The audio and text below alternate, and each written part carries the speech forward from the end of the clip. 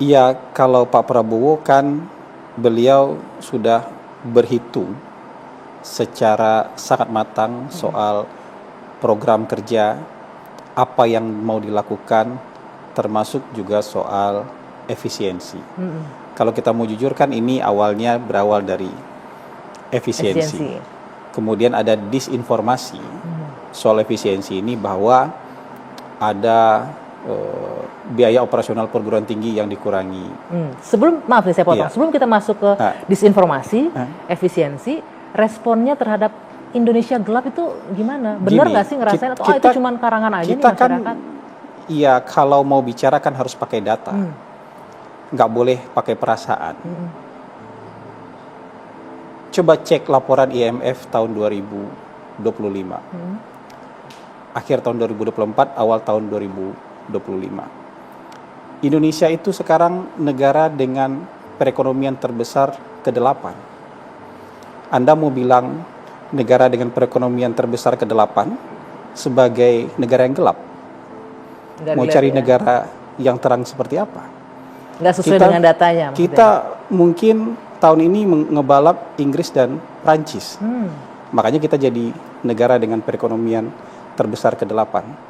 Mungkin tahun depan, 2 tahun lagi kita bisa ngebalap Brazil. Karena tipis saja jarak perekonomian kita dengan Brazil. Setelah itu kita target Jerman. Dan mungkin nanti endingnya kita bisa jadi negara dengan perekonomian terkuat dan terbesar nomor 4. Di dunia kita bicara di dunia, bukan skala Asia Tenggara bukan lagi ya? Bukan skala Asia Tenggara di dunia. Ini yang mau dibilang gelap. Rata-rata pertumbuhan ekonomi dunia 3,3%. Kita tumbuh selalu di atas 5%. Negara kayak gini yang mau dibilang gelap. Banyak negara yang mungkin cuma tumbuh 1%, 2%, bahkan mungkin minus.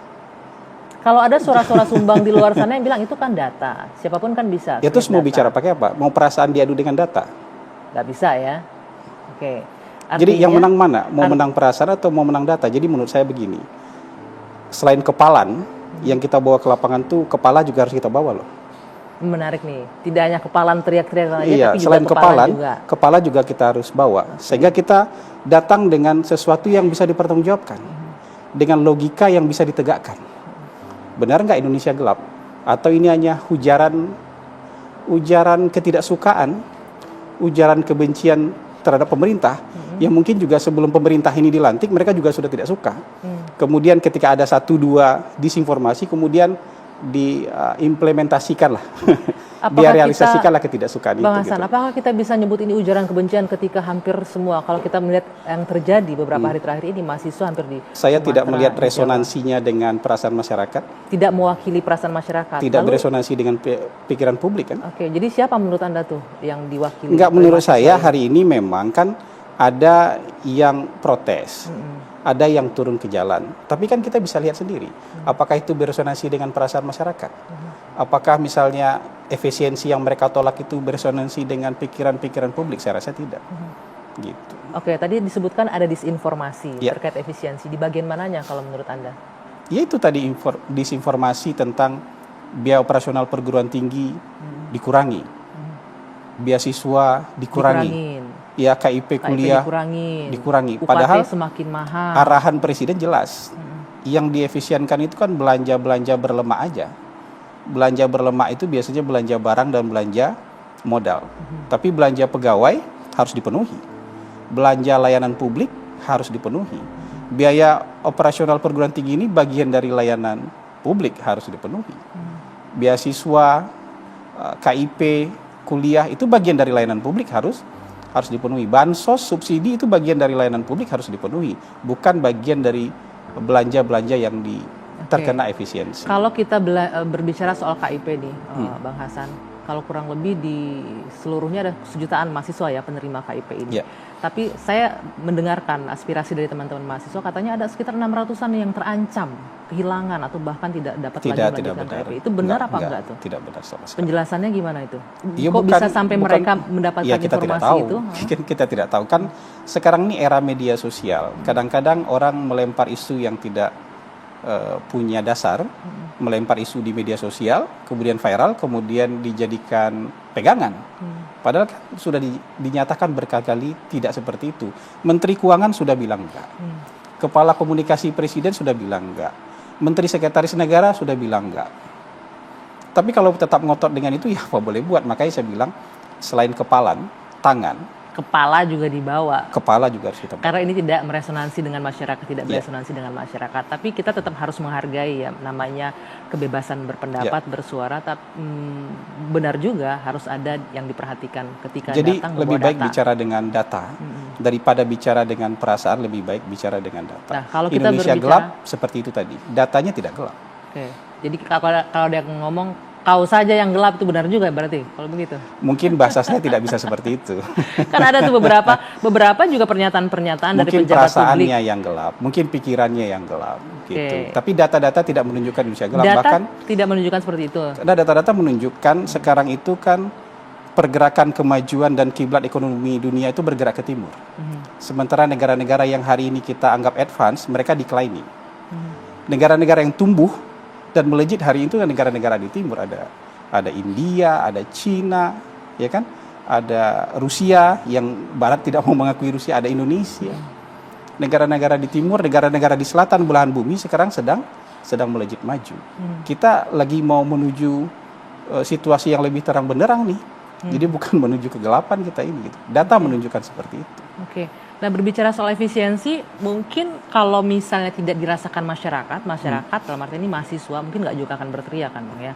Berbicara soal efisiensi, arahan Presiden memang jelas untuk belanja-belanja yang tidak esensial, misalnya untuk pemotongan ATK, tidak untuk belanja pegawai. Tapi ada beberapa suara-suara dari misalnya ASN dan lain-lain yang menyampaikan sebagian pekerja-pekerja kontrak KI itu istilahnya di beberapa kementerian ada yang dirumahkan dan lain. Bagaimana Presiden merespon ini?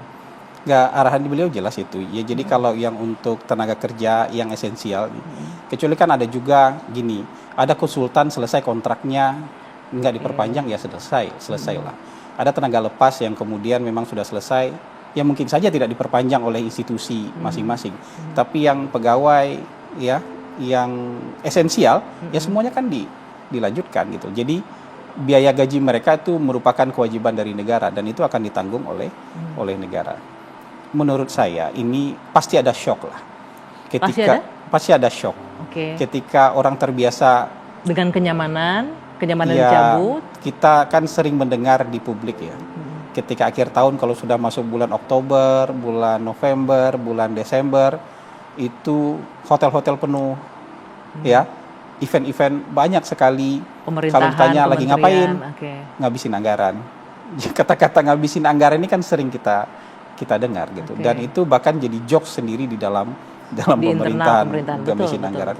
Ya pasti ada yang terganggu kenyamanannya ketika misalnya belanja seperti ini dikurangi atau bahkan dipangkas habis supaya belanja kita nanti itu bisa jauh lebih tepat sasaran, efisien. Anggi, yang paling sering dijadikan contoh itu, yang paling ekstrim itu dua, belanja perjalanan dinas sama belanja ATK. Belanja perjalanan dinas kita itu 44,4 triliun. Kalau kita potong separohnya saja seperti arahan Presiden, itu 22 triliun. 22 triliun itu sudah bisa memperbaiki 11.000 sekolah. Atau bisa membeli lebih dari 3 juta ton gabah petani dengan harga minimal Rp6.500. Masih ada sisa, kita bisa jadikan program cek kesehatan gratis. ATK kita, kalau dikumpulkan semua total belanja ATK itu 40 triliun juga. Seluruh kementerian ini berbicara? Seluruh kementerian, lembaga, sampai pemerintah daerah. Itu 40 triliun. Sementara dengan kemajuan teknologi, hari ini kita paperless kita berbicara ya. Iya, mungkin bisa itu dikurangi. Dan itu kalau hemat 50% aja udah nambah 20 triliun lagi. Nah ini yang belanja-belanja seperti ada seminar, FGD, kajian, acara-acara seremonial, itu kalau dikumpul-kumpul, itu besar sekali jumlahnya. Dan itu bisa digunakan untuk kegiatan yang sangat produktif. Bang Hasan, apakah seminar-seminar tersebut, FGD tersebut memang tidak diperlukan sebenarnya selama ini di kementerian dan lembaga? Tidak, maksudnya? Tidak diperlukan sekali, itu nggak esensial ini banget. Kan efisiensi ini kan bukan berarti semua dibikin nol. Tetap ada, hanya dikurangi. Tapi jangan sebegitu besar gitu loh. kajian ratusan ribu kajian mungkin dibikin dalam 1 tahun anggaran, mungkin kita nggak butuh sebanyak itu. Mungkin kita butuh feasibility studies ketika membangun. Tapi ada kajian di setiap bahkan di setiap departemen di bawah lembaga, setiap kedeputian, di setiap direktorat dan segala macam, yang mungkin itu juga berulang-ulang. Mungkin juga hasil kajiannya dari tahun ke tahun juga sama temanya gitu. Itu kalau kita bongkar-bongkar aja file lama, kita sudah banyak dapat sekali kajian-kajian itu. Artinya boleh dibilang selama ini belanja itu banyak pemborosan di kementerian lembaga, bahkan sampai ke pemerintah daerah yang tidak berguna sebenarnya, tapi tetap masih dipertahankan. Kalau kita hitung-hitung ya, penghematan yang diinstruksikan oleh Presiden itu kan hanya 306 triliun. Betul. Dibandingkan dengan APBN kita 3.600 triliun, nggak nyampe 10%.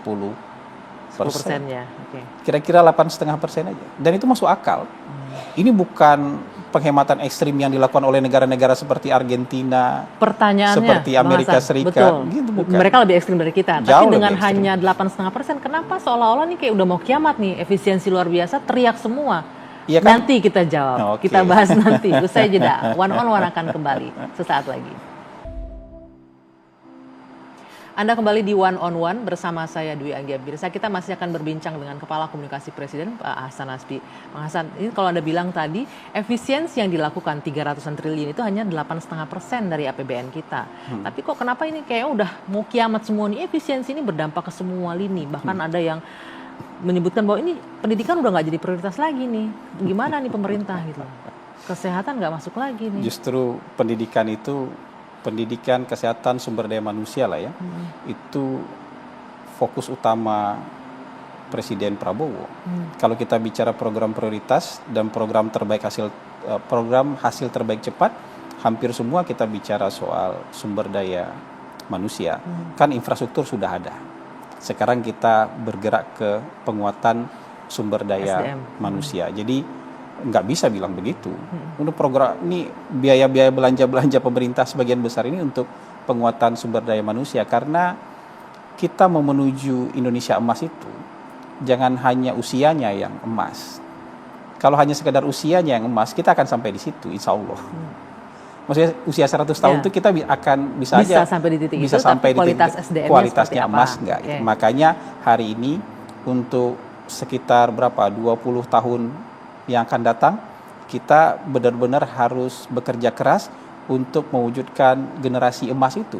Di usia Indonesia yang emas, generasinya juga harus generasi emas. Jadi salah besar kan mengatakan bahwa soal pendidikan, soal sumber daya manusia itu tidak menjadi prioritas pemerintah. Kalau ada yang bersuara sumbang bahwa ini kan amanat konstitusi, anggaran pendidikan itu harus 20% dari APBN, tapi nggak tercerminkan katanya. Coba boleh dielaborate nggak Bang? Bahwa benar ini 20%. 700-an triliun lebih anggaran untuk sektor pendidikan. Tapi sempat kena efisiensi juga kan kemarin di sektor pendidikan. Begini, kalau yang misalnya monitoring, evaluasi itu terkena, tapi totalnya tetap 20%. Yang untuk yang hal esensi, untuk KIP, untuk beasiswa, pendidikan dan lain-lain itu nggak terpotong. Tidak terpotong. Oke, jadi bisa dijelaskan, ditekankan kembali kalau efisiensi ini memang tidak memangkas hal-hal yang urgent untuk kebutuhan publik. Enggak. Hal-hal yang esensial tuh enggak. Hal esensial. Nah ini saya bingung nih. Kalau kenapa distorsi itu misalnya begini? Itu. Kenapa tetap jadi ada video misalnya, masyarakat tetap ribut gitu loh. Ada video. Masyarakat tuh harus diterjemahkan, tidak seluruh masyarakat ya. Masyarakat tertentu kan kita lihat di lapangan masyarakat yang mana terlihat sekali segmentednya. Jadi ada video karyawan yang bikin video di TikTok misalnya, ini terkena efisiensi, ini saya kerja lampu gelap-gelapan, nggak ada. Di mana orang kerja lampu dimatiin? Enggak. Di mana? Terus maksudnya apa, yang bikin video itu hoax, nggak benar berarti? Iya nggak benar, kalau lagi kerja ya lampu dinyalain lah. Kalau kamu keluar dari ruangan, selesai kerja lampu dimatiin, kan gitu aja. Kalau mau efisien. Lagi kerja AC dimatiin, ya nggak begitu efisiensi. Kalau lagi kerja ya AC-nya dinyalain. Kalau udah selesai kerja AC-nya dimatiin, sesederhana itu kok gitu. Tapi bikin video-video ini kan ya ada aja orang yang sengaja membuat disinformasi. Musuh kita itu DFK namanya. Apa itu DFK? Disinformasi, fitnah, kebencian. Tapi kan sekarang sumber informasi nggak hanya media kayak TV One. Sumber informasi itu ada di telapak tangan kita hari ini. Dan itu siapa aja bisa bikin tuh. mau dia punya skill jurnalisme, nggak punya skill jurnalisme jadi penyedia informasi dia. Mau perasaannya lagi baik, perasaannya lagi nggak baik, tergantung moodnya informasinya keluar. Jadi penyedia informasi dia. Kalau misalnya itu tiba-tiba viral dianggap sebagai sesuatu yang betul-betul terjadi gitu. Padahal kalau dicek nggak ada yang seperti itu kan gitu. Jadi artinya pemerintah, Anda melihat yang terjadi di sosial media hanya segelintir orang yang benci, yang bikin berita bohong. Ya. Provokatif gitu jatuhnya. Ya, misalnya kan tidak semua yang bikin, ada beberapa sedikit orang yang bikin, tapi kemudian diyakini oleh beberapa orang yang lainnya, sehingga orang ini termakan oleh isu-isu yang tidak benar seperti itu. Oke. Seperti itu ya. Oke. Ya. Selanjutnya nih, Bang Hasan, Gini, kita berbicara. sudah 1 minggu misalnya adik-adik mahasiswa demo, tolak pemotongan anggaran pendidikan, nggak dipotong. Tolak pemotongan biaya operasional perguruan tinggi, nggak dipotong.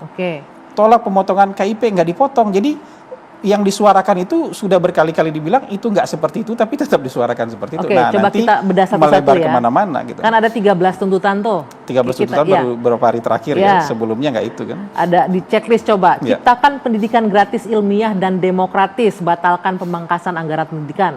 Responnya? Iya kan sekarang pendidikan gratis kan. Cabut proyek strategis nasional yang bermasalah, PSN menjadi alat perampasan tanah rakyat, itu? Semua yang bermasalah sekarang diusut loh sama pemerintah. Itu menjawab semuanya ya? Iya, semua yang bermasalah diusut loh. Ini kesempatan nih buat saya nih. Mungkin buat enlightenment juga buat yang menyuarakan demonstrasi di luar. Menolak revisi Undang-Undang Minerba. Menurut mereka revisi Undang-Undang hanya jadi alat pembungkaman bagi rezim untuk kampus-kampus dan lingkungan akademik. Itu gimana responnya? Ya, ini kan undang-undangnya belum jadi diskusinya. Tapi begini, kadang-kadang kita maunya semuanya gratis. Undang-Undang Minerba udah diketok kan? Ya, kita mau semuanya gratis. Tapi kalau disuruh dikasih kail biar dapat uang, nggak mau kerja. Tapi maunya semua dapat uang, dihabiskan. Tapi kalau disuruh inilah supaya Anda juga punya tambahan, dikasih ladang, dikasih kebun, dikasih kolam buat bekerja, nggak mau. Jadi uang kan nggak turun dari langit. Nggak tiba-tiba muncul dari perut bumi juga, kan itu harus diusahakan. Kalau ada kesempatan kayak gitu, menurut saya kesempatan-kesempatan untuk perguruan tinggi mendapatkan tambahan biaya untuk memperbaiki mungkin kualitas dosen, menambah biaya riset, memperbaiki gedung-gedung kuliah, kenapa enggak? Jadi dikasih kesempatan untuk universitas. Kenapa gitu enggak ya? yang kayak gitu? Nah, tuntutan selanjutnya, cabut instruksi Presiden nomor 1 nih soal itu soal efisiensi, nggak mungkin dicabut. Sudah dijalankan nggak mungkin dicabut. Jadi kalau menurut Anda ini apa tuntutannya nggak logis juga? Menurut saya tuh kalau itu dicabut berarti yang menuntut ini mendukung pemborosan, mendukung kebocoran anggaran atau gimana? Itu ya. Realisasikan anggaran tunjangan kinerja dosen yang sebelumnya kan nggak dianggarkan memang. Ya, tunjangan kinerja dosen akan dipenuhi oleh pemerintah. Akan dipenuhi ya. Ini menjawab nih untuk adik-adik mahasiswa yang melakukan unjuk rasa dengan sejumlah tuntutannya harus menyimak nih respon dari Bang Hasan malam ini. Efisiensi dan rombak kabinet merah putih. Kabinetnya dianggap terlalu rombak. Yang mendapat mandat ya untuk memerintah dan membentuk kabinet itu presiden. Prerogatifnya kasih kesempatan buat presiden menjalankan pemerintahan sesuai dengan kebutuhan yang beliau inginkan. Kecuali Anda bisa tunjukkan mana yang tidak ada gunanya dari lembaga dan kabinet yang dibentuk oleh presiden, Anda bisa tunjukkan mana yang tidak berguna. Silakan didiskusikan. Tapi hari ini semuanya penting, semuanya berguna. Karena kalau saya mengikuti teman-teman mahasiswa menyebutkan kan meminta efisiensi pemerintahan, tapi kabinetnya aja nggak efisien menurut mereka, itu dijelaskan tuh. Kadang-kadang logikanya simplifikasi. Jadi untuk mengawal 3.600 triliun, untuk memacu juga pertumbuhan ekonomi 8%, butuh sumber daya, butuh kelembagaan yang juga memadai. Untuk membangun masyarakat, mempercepat pembangunan butuh kelembagaan-kelembagaan yang fokus. Dulu kita punya mungkin menterinya digabung-gabung, padahal bidang pembangunannya berbeda. Kita punya 40-an lebih bidang pembangunan, tapi kita gabung-gabung. Jadi ada yang dikorbankan. Misalnya pekerjaan umum, perumahan rakyat. Pekerjaan umumnya maju, tapi perumahan rakyatnya tidak terlalu maju.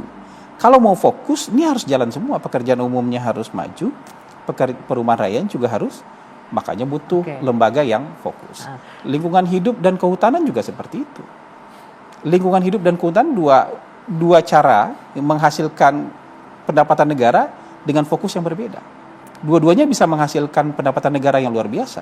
Tapi mungkin selama ini kehutanannya yang maju.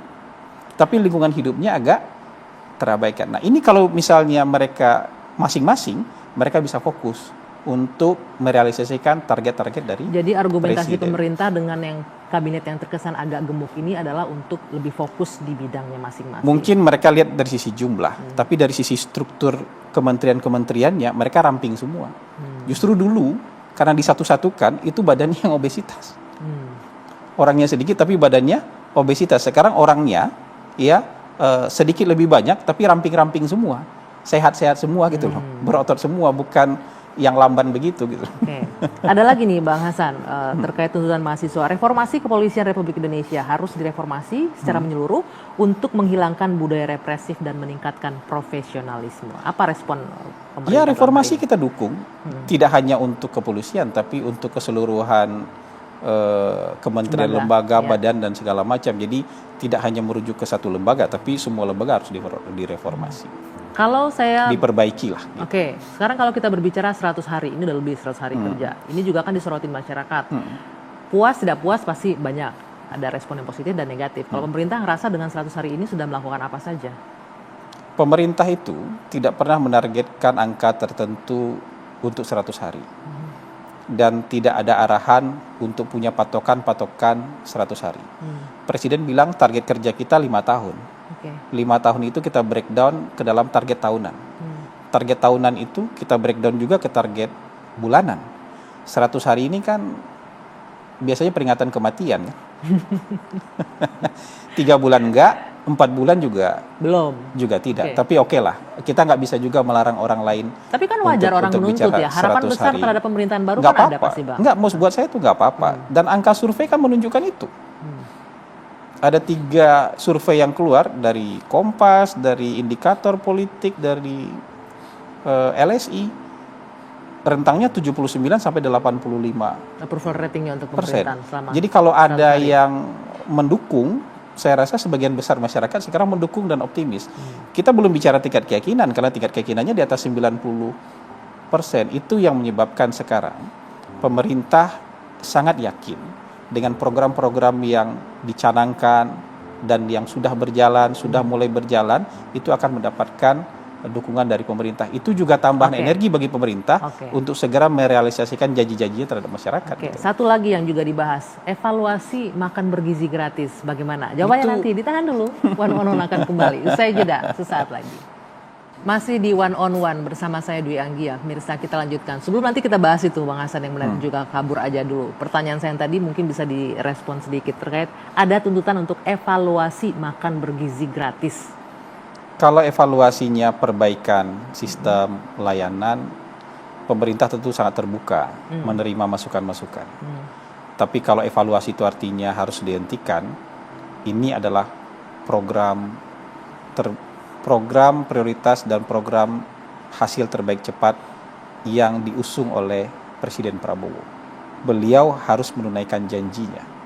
Dan tentu tidak bisa kita meminta Presiden untuk tidak menunaikan janjinya. Ketika dalam proses menepati janji Presiden itu untuk makan bergizi gratis, ada pihak yang mungkin ini gara-gara makan bergizi gratis ada yang kehilangan pekerjaan karena khawatir anggarannya dipakai untuk itu semua begitu. Itu bagaimana? Kan nggak seperti itu. Faktanya tidak seperti itu. Di Papua pelajarnya ini Bang, sebentar Bang. Papua pelajar kami nggak mau makan bergizi gratis, kami mau pendidikan gratis. Pendidikannya kan sudah gratis. Tapi faktanya kalau mereka nuntut artinya masih ada kan biaya yang dikeluarkan. Ya pendidikannya kan sudah gratis. Kecuali dia bisa bilang pendidikannya gratis. Pendidikannya kan sudah gratis. Sampai SMA loh pendidikan gratis itu. Ya, kalau memang ngasih gratis berarti mereka nggak akan nuntut, berarti ada nih hal-hal yang tetap harus dikeluarkan, biaya-biaya harus dikeluarkan. Biaya pendidikan dasar, menengah itu sudah dialokasikan semua dan semua gratis. Gitu. Jadi kalau ada orang tidak mau menerima makan bergizi gratis nggak apa-apa. Itu hak. Tapi jangan sampai halangi saudara-saudara sebangsanya yang lain yang membutuhkan dan ingin mendapatkan makan bergizi gratis itu jangan sampai dihalang-halangi. Kita ini sudah terlambat. Kita mungkin terlambat lebih dari 100 tahun dari Inggris dalam menjalankan school meal programming. Kita terlambat 80 tahun dari Jepang. Jepang begitu selesai pulang Perang Dunia Kedua, lulu lantak, dia kena bom atom. Dia tetapkan ini jadi program nasional. Makan bergizi di sekolah-sekolah. Bahkan dari India, yang kalau kita hitung-hitung income per kapitanya, setengahnya kita. Itu sudah terlambat 30 tahun. Okay. Dia ratusan juta anak dikasih makan bergizi gratis di sekolah.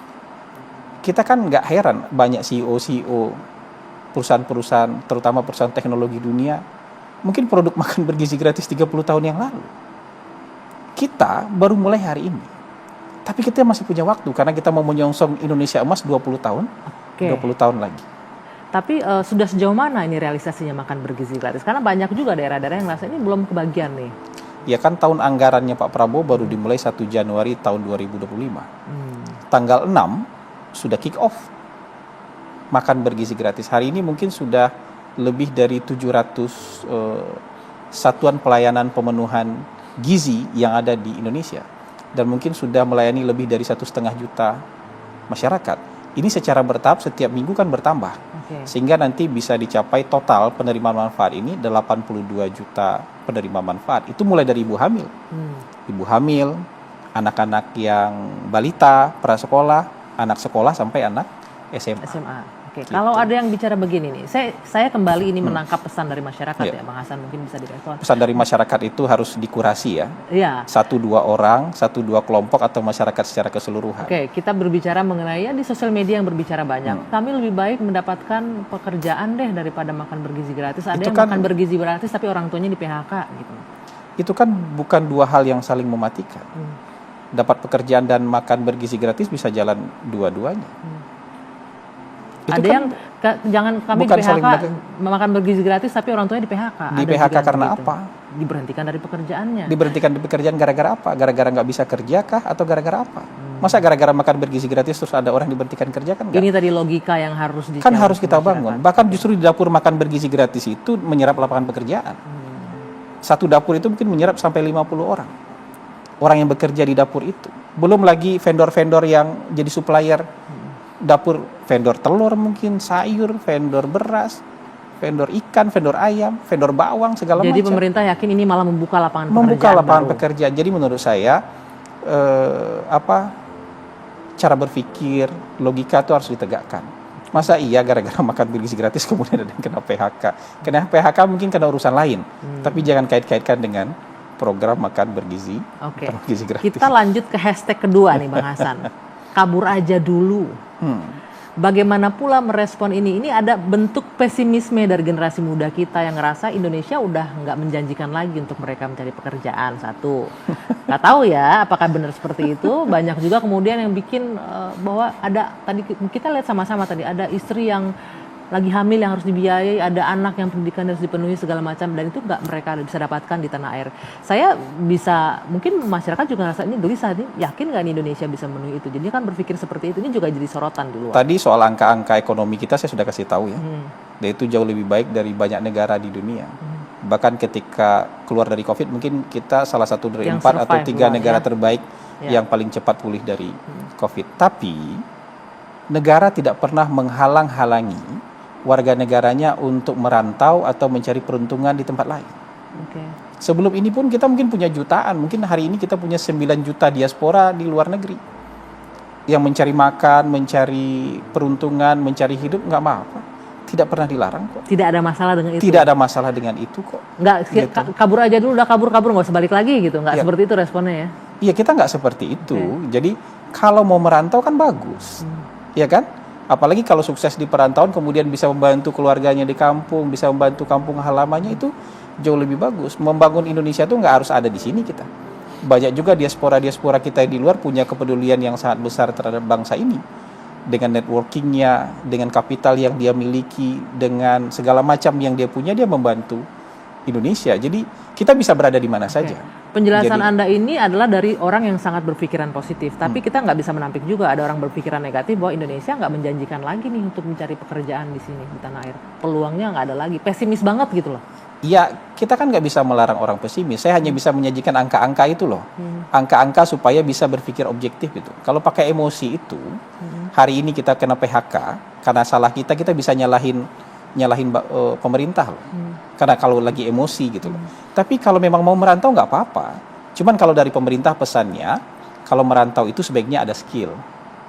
Supaya bisa juga dapat pekerjaan yang lebih baik di luar negeri.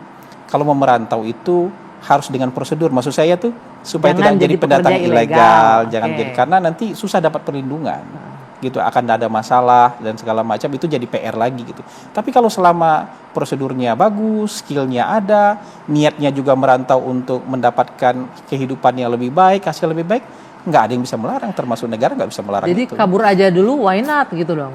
Kenapa Ya, enggak? Silakan apa-apa, kalau emang silakan lebih kalau mau menjanjikan. merantau gitu. Kalau memang lebih menjanjikan. Ya, sebelum gitu. ada hashtag ini pun kita punya 9 juta orang perantau di luar negeri. Nggak ada masalah dengan itu. Nggak ada masalah dengan Artinya itu. Anda melihat apa? Ada yang sengaja membangunkan hashtag-hashtag ini untuk membangun pesimisme di masyarakat.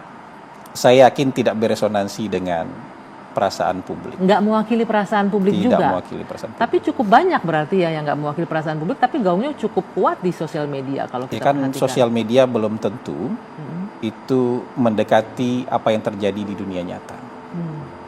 Jadi sosial media kan apa saja bisa viral, Di-create. bisa di-create. Orang juga bisa ikut-ikutan setuju.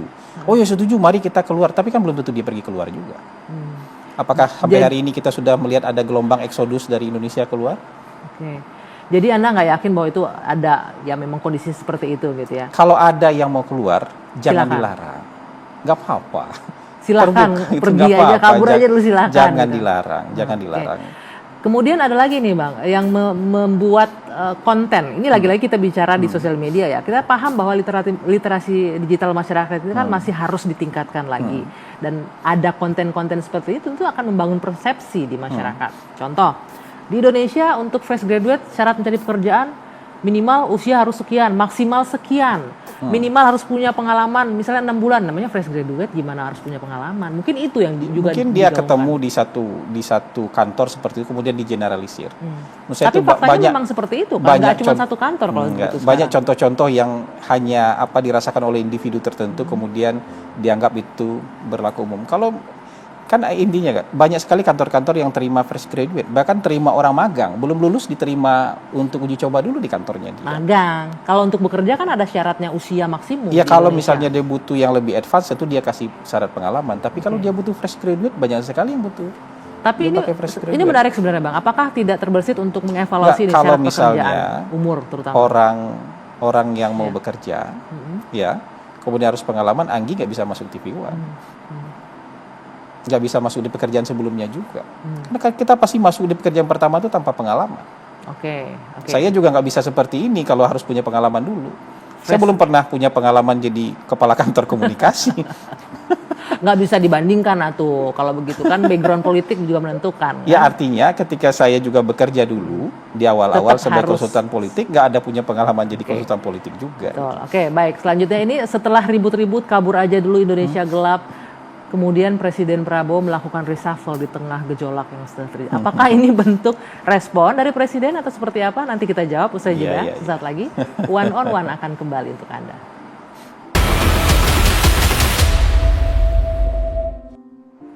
Kita kembali di One on One masih bersama Hasan Nasdi, Kepala Komunikasi Presiden. Bang Hasan, ini kita berbicara kemarin ada 2 hashtag ya. Hashtag Indonesia gelap, hashtag kabur aja dulu. Nah di tengah-tengah sepekan terakhir yang lagi bergejolak ini tiba-tiba Presiden melakukan reshuffle. Apakah ini bentuk dari respon aspirasi teman-teman mahasiswa atau memang sudah, kita tahu reshuffle kan hak prerogatif Presiden ya. Apakah memang bertepatan momentumnya atau seperti apa? Kalau anggota kabinet itu siapapun ya, harus siap setiap saat untuk dievaluasi, dan kalau hasil evaluasinya mungkin ya dianggap misalnya harus diganti ya diganti. Jadi ini bukan karena orang tertentu atau momen tertentu, tapi ini lebih kepada Kinerja. penilaian presiden. Oke. Jadi kan harus menyamakan apa target-target presiden. Menteri-menteri ini kan pembantu presiden. Yang dapat mandat itu presiden. Yang dapat mandat berkuasa itu presiden. Kita ini diangkat dan diberhentikan oleh presiden. Jadi kalau presiden bilang kamu ada tugas lain ya bisa juga. Jadi tidak hanya sekedar evaluasi, tapi dilihat kamu cocok di tempat lain ya, kamu nanti dapat tugas lain ya, tempat ini diisi dari orang lain, itu bisa seperti itu. Kira-kira Presiden akan lakukan evaluasi lagi nggak nih di kabinetnya? Kalau itu keniscayaan, evaluasi itu sebuah keniscayaan. Dalam waktu dekat? Setiap hari ada evaluasi. Evaluasi yang berujung reshuffle, ya meskipun yang tahu hanya Presiden ya. Ujungnya itu kan ada orang yang berteori dulu 6 bulan kan. Ini baru 4 bulan Presiden sudah lakukan reshuffle. Atau karena mungkin kemarin kan sempat kementerian yang dipimpin itu sempat bergejolak kan, penolakan dari karyawan, dari protes segala macam dari pegawai. Jadi penilaian kan tidak hanya satu aspek. Jadi penilaian Presiden pasti memikirkan segala macam aspek. Jadi tidak bisa hanya sekedar misalnya like and dislike, nggak bisa seperti itu. Atau ada 1-2 masalah, tidak bisa seperti itu. Jadi harus memikirkan secara keseluruhan apakah akan bisa bersama-sama mencapai target yang diinginkan oleh Presiden, atau apakah orang ini lebih cocok untuk ditempatkan di tugas yang lain. Begitu juga ini banyak hal yang bisa dipertimbangkan. Jadi kalau menurut saya Presiden hari ini memang harus memikirkan ya target-target beliau. Jadi kalau nggak sama targetnya dengan target Presiden, ya evaluasi pasti akan dilakukan oleh beliau. Nggak seirama, nggak seiring sejalan sama Presiden langsung gitu ya evaluasi ya? Ya banyak hal lah, dan tapi harus menyeluruh. Jadi Presiden tidak mengambil hanya 1 kejadian, 2 kejadian, tapi secara keseluruhan dan dipikirkan ini bisa jalan nggak kira-kira. Oke. Nah, kita bergeser ke tema yang lagi hangat di hari ini, Bang, terkait dengan retreat kepala daerah. Di tengah-tengah himbauan efisiensi pemotongan 300 triliun bahkan. Kalau nggak salah ada 3 tahap ya ini rencananya pemotongannya. Apa? Efisiensinya? Oh bukan, kalau dari APBN itu hanya yang 306. Tidak ada tahap selanjutnya. Kalau informasi yang saya dengar sampai 750 triliun. Jadi gini, yang pertama itu sudah ada dicadangkan di Bendara Umum Negara. Itu tahun 2024, 300 triliun. Dari APBN tahun 2025 kita efisienkan 306 triliun. Ada nanti yang akan menjadi modalnya Danantara itu bersumber dari dividen BUMN. Jadi bukan dari APBN yang 3.000. Totalnya dari BUMN. Oke, itu clear ya jadinya ya. Nah terakhir, di tengah efisiensi retreat yang cukup memakan anggaran banyak ini, gimana jawabannya apa? Enggak, justru ini sangat hemat. Sangat hematnya dari mana? Kita ingin mengawal di daerah itu punya 1.200 triliun total. Ingin mengawal, ingin mengarahkan, ingin memastikan bahwa 1.200 triliun ini punya dampak di masyarakat. Dan sekarang pemantapan training diklat yang diperintahkan oleh undang-undang terhadap Mendagri, diperintahkan undang-undang terhadap Lemhanas. Kalau dulu tuh ada 2 tuh. Kemendagri juga harus melakukan diklat, berikan pelatihan, pembinaan kepada pemerintah daerah. Lemhanas juga harus memberikan pemantapan terhadap pemerintah daerah. Sekarang digabung. Dulu itu biasanya dengan retreat ini jadinya, dengan glamping ini yang dianggap orang buang-buang anggaran. Enggak. Kemendagri itu dulu diklatnya 2 minggu. Lemhanas itu diklatnya 1 bulan.